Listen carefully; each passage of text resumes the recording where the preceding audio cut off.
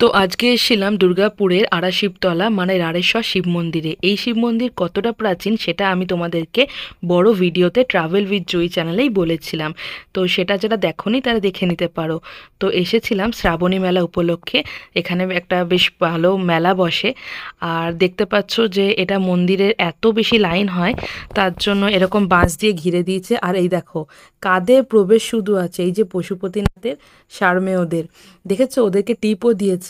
মন্দিরে এত মানে ব্যবস্থাটাকে ভালো রাখার জন্য সমস্তটাই বাঁশ দিয়ে ঘিরে দিয়েছে, কিন্তু ওদের প্রবেশ কিন্তু নিষিদ্ধ নয়।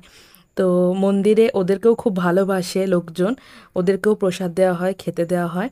তো দেখতে পাচ্ছ ওই মন্দির প্রাঙ্গণে একটা বেশ ভালো মেলা বসেছে। কি নেই এখানে, হরেক রকম জিনিসপত্র সমস্ত কিছু দেখো সবই আছে।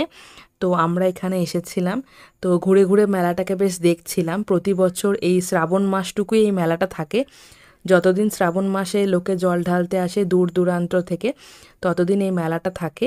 বেশ দেখো কত সুন্দর বসেছে মেলা। শ্রাবণী মেলায় আমি একদম ঘেমে নিয়ে একাকার হয়ে গেছি। মা এখনো ব্যাগ দেখতে বিজি।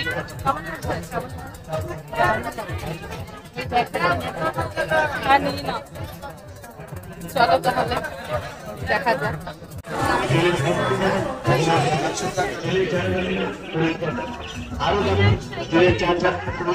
দেখো কিনে দিলাম।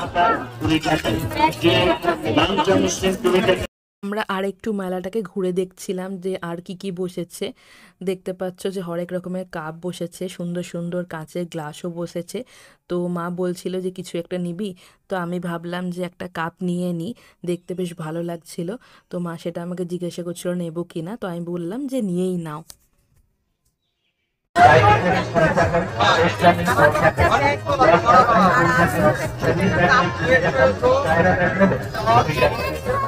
তাহলে আমাদের শ্রাবণী মেলা ঘোরা শেষ হয়ে গেল।